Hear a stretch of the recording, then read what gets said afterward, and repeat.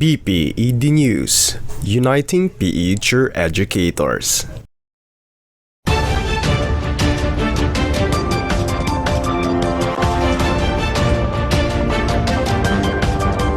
For the headlines: definition and characteristic of a quality assessment tool, definition and types of teacher-given tests, features of teacher-given tests, uses of teacher-given test.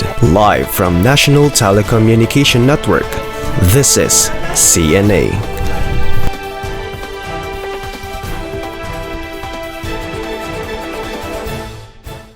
One mission. One lighted vision. Good morning, Philippines. Good morning, Pangasinan State University. You are watching CNA. College News and Assessment Broadcast. We are your anchormen for today's happening. I am Alford Irangan. And I am Duchess Romano. And for the details, definition and characteristics of a quality assessment tool. As individuals, we constantly evaluate our decisions and options to know how well they meet specific goals. Hence, assessment, however, in formal contexts like schools and the workplace, assessments happen on a larger scale, and you need particular tools to pull them off.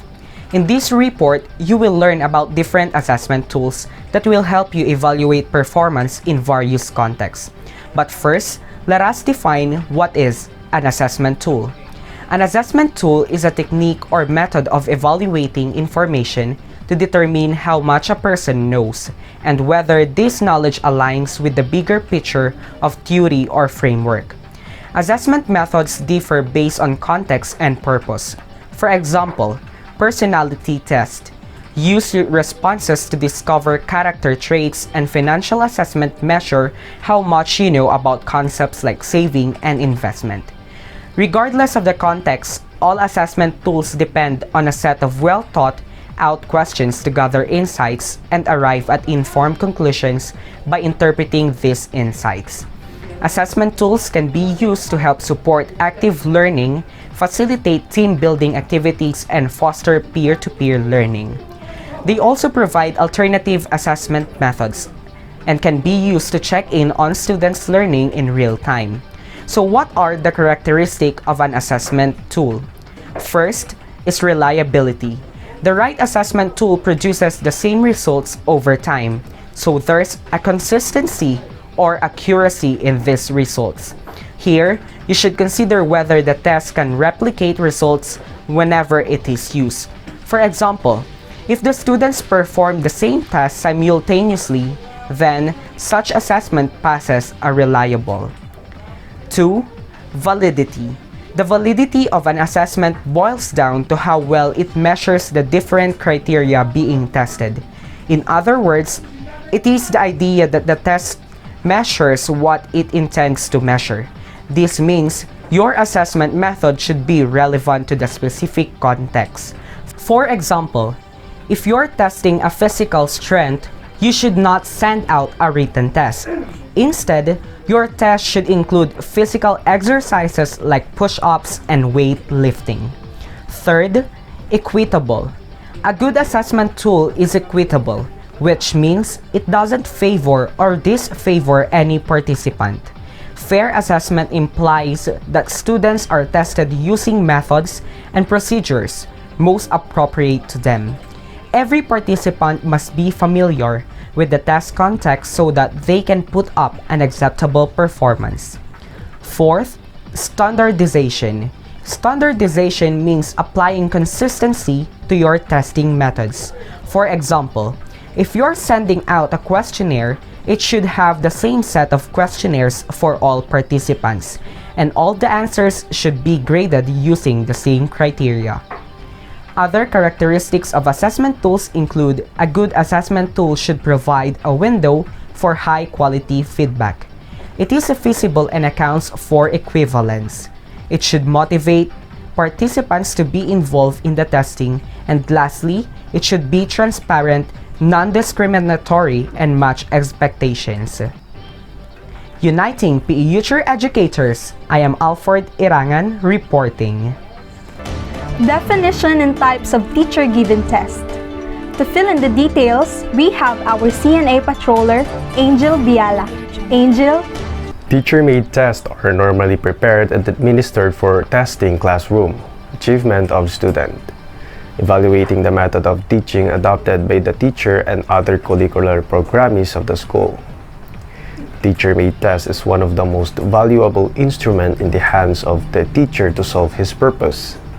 It is designed to solve the problems or requirements of the class for which it is prepared. It is prepared to measure the outcomes and content of local curriculum, and it is very much flexible so that it can be adapted to any procedure and material.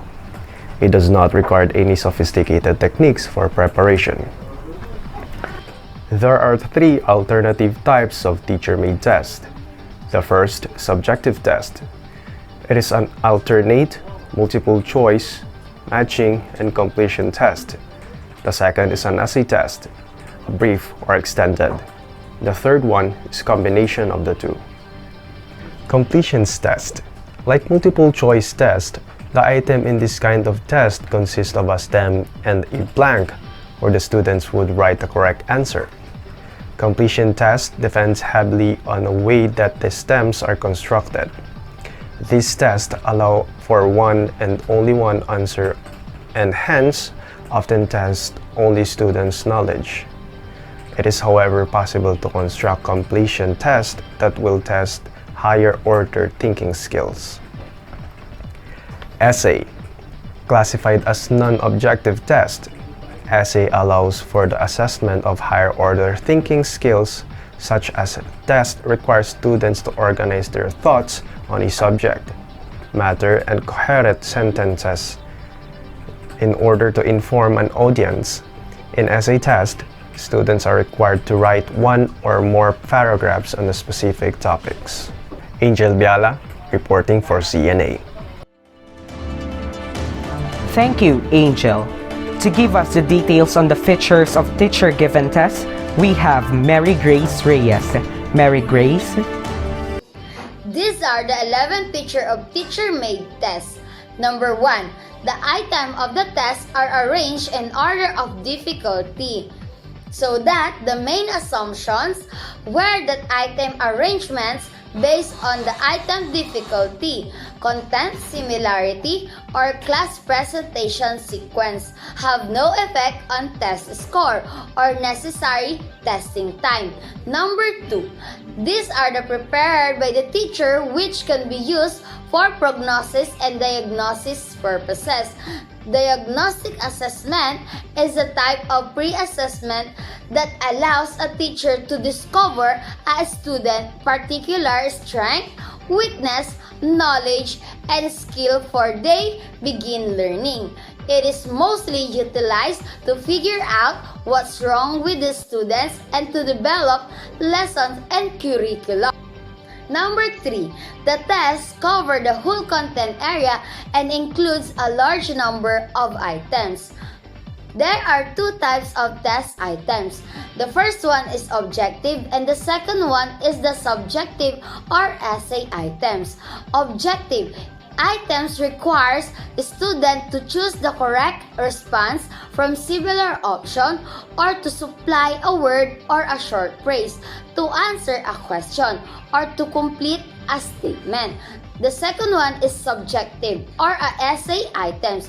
It allows the student to organize and present an original answer. Number 4. The preparation of the item conforms to the blueprint, so that a test blueprint is a rubric, paper, documents, or table that identifies the learning outcomes to be assessed as well as their level of complexity and weight. A blueprint will make writing to test much easier and will greatly aid validity testing. Bloom's taxonomy can be used extremely useful in this exercise. Share this material with your students to assess them in their test preparation. Number 5. test construction is not a single man's business.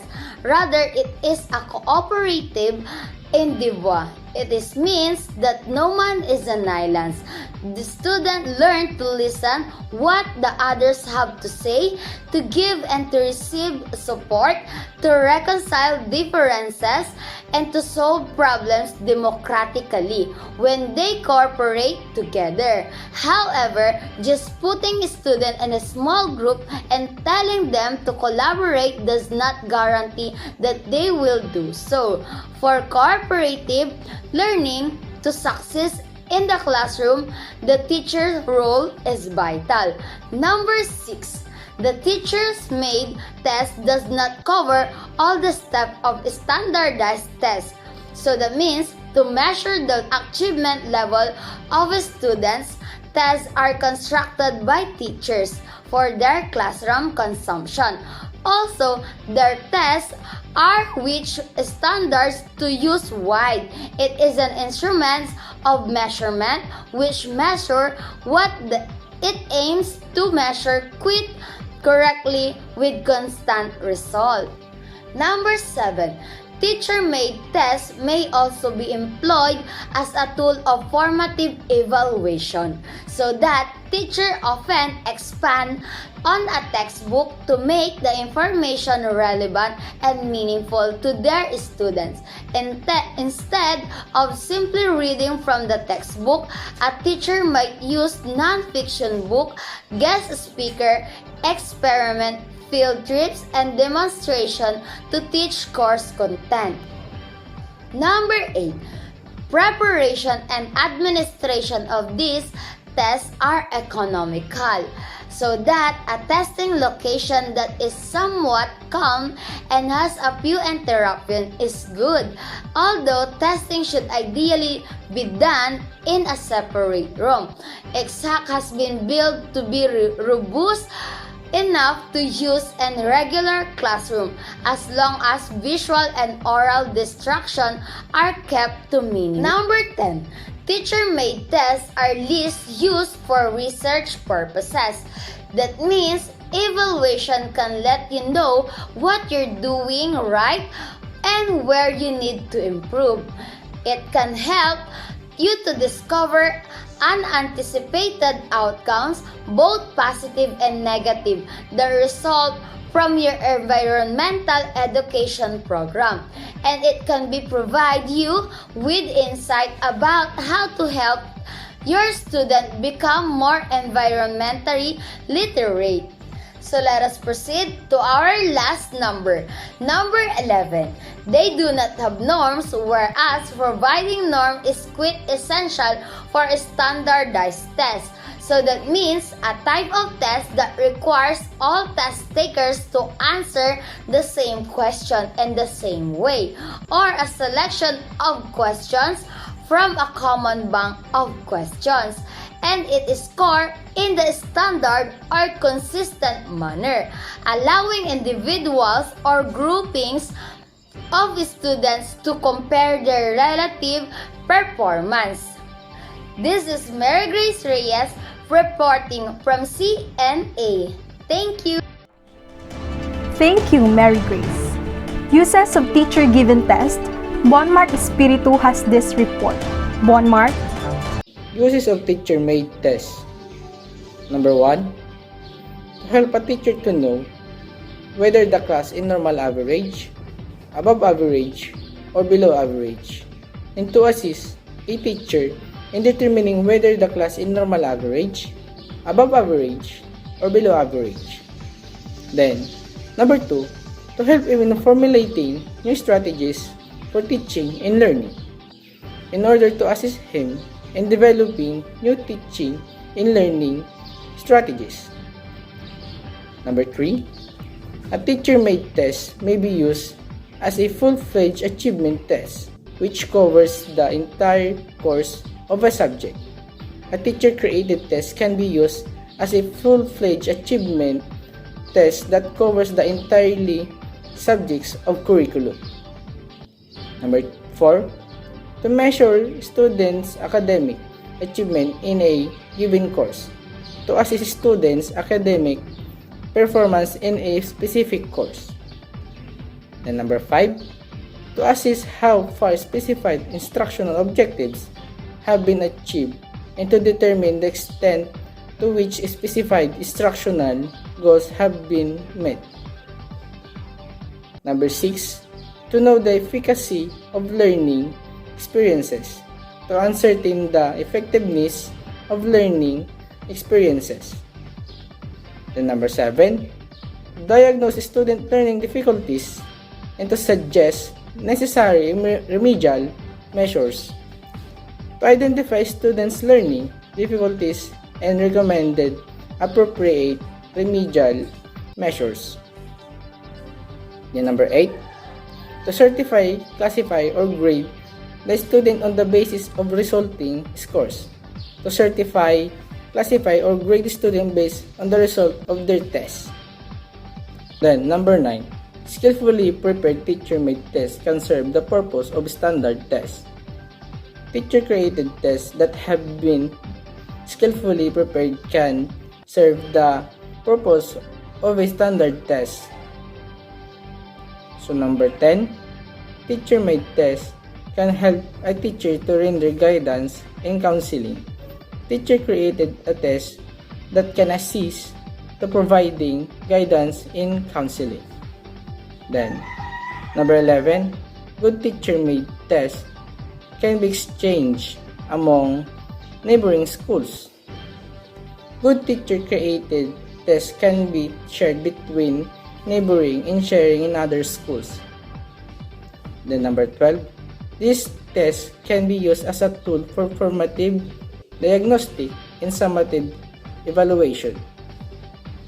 So, number 13, to assist pupils' growth in different areas to evaluate students' progress in various areas. So, this is Bonmark Spirito reporting for CNA. Thank you, Bonmark. And that's all for today's sizzling news. Once again, we are your anchorman, Alford Irangan. And I am Duchess Romano, delivering the news in multiple angles.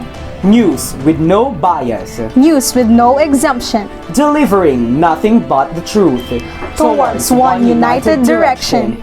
This is College News and Assessment Broadcast.